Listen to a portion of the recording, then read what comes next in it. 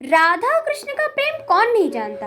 लेकिन दोस्तों, हमारे मन में अक्सर ये सवाल आता है कि जब भगवान श्री कृष्ण और राधा एक दूसरे से इतना प्रेम करते थे तो उनको अलग क्यों होना पड़ा, उनको पृथ्वी लोक पे इतना दुख क्यों झेलना पड़ा। तो दोस्तों, अगर आपके मन में सवाल आता है तो इस वीडियो को अंत तक देखिएगा, क्योंकि आज की इस वीडियो में हम यही जानेंगे। तो आइए बिना वक्त को जाया करें वीडियो की शुरुआत करते हैं। तो दोस्तों, इस विषय से जुड़ी हमें कई सारी कहानियां अलग अलग पुराणों में सुनने को मिलती है। तो पहली कथा है ब्रह्मवैवर्त पुराण के आधार पर। इसके अनुसार राधा कृष्ण गोलोक में निवास किया करते थे। तभी एक बार राधा जी के अनुपस्थिति में श्री कृष्ण अपनी दूसरी पत्नी बिरजा के साथ बाग में घूम रहे थे।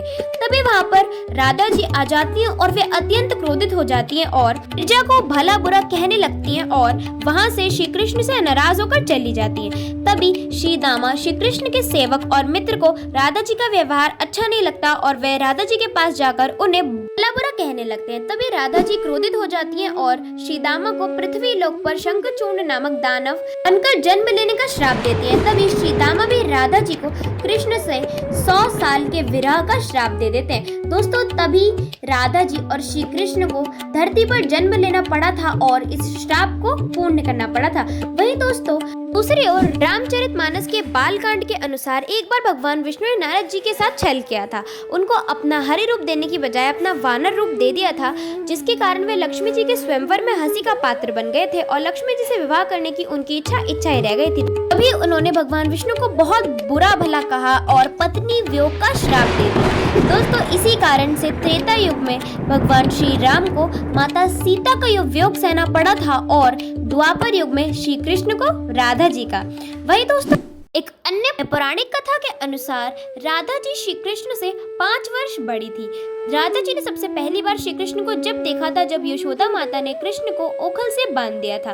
वहीं कुछ लोग कहते हैं कि राधा जी जब अपने पिता वृषभानु के साथ गोकुल आई थी तब उन्होंने कृष्ण को देखा था। और वहीं कुछ विद्वानों की माने तो राधा जी ने श्री कृष्ण को पहली बार एक संकेत तीर्थ पर देखा था। बट जो भी हो, जब पहली बार राधा जी ने श्री कृष्ण को देखा था तो वह उनसे प्रेम करने लगी थी और कृष्ण भी राधा जी से मोहित हो गए थे।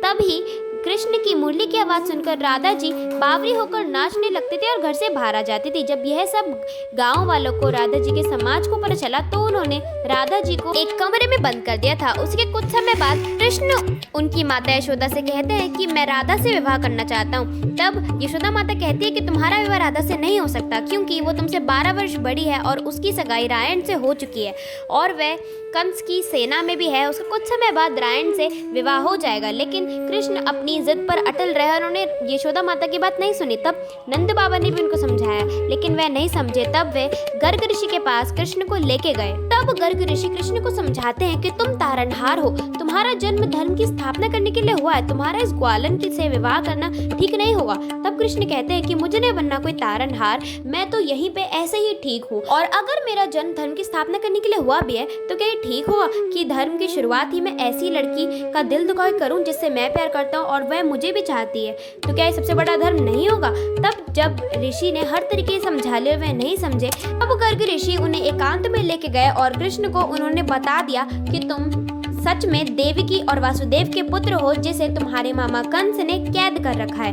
तब कृष्ण कुछ कह ही नहीं पाते और वह ऋषि से कहते हैं कि आप मेरे बारे में कुछ और भी बताइए। गर्ग ऋषि उन्हें बताते हैं कि तुम्हें नारद मुनि पहचान लिया है, तुम वही हो जिसकी बहुत समय पहले आकाशवाणी पहले ही हो चुकी है, जिसकी इतने समय से ऋषि मुनि सब बात करते आ रहे हैं। तभी उसके बाद कृष्ण बहुत समय तक उस पहाड़ पे खुले आसमान के साथ खड़े रहते हैं और उसी समय से कृष्ण की दिशा और दशा दोनों बदल जाती है। कुछ समय बाद कृष्ण को कंस मथुरा बुला लेते हैं और कृष्ण गोकुल छोड़कर मथुरा चले जाते हैं। फिर उसके कुछ समय बाद राधा जी का विवाह भी रैन के साथ हो जाता है। तभी श्री कृष्ण कहते हैं कि राधा तो मेरी आत्मा है, माना उसका और मेरा विवाह नहीं हो पाया, लेकिन विवाह के बाद भी न मेरा उसके प्रति स्नेह कम हुआ और न उसका मेरे प्रति। तो दोस्तों, आज के लिए बस इतना ही। आई होप आपको अच्छा लगा, मजा आया, कुछ नया देखने को मिला। तो मिलते हैं नेक्स्ट वीडियो में। तब तक के लिए राधे राधे।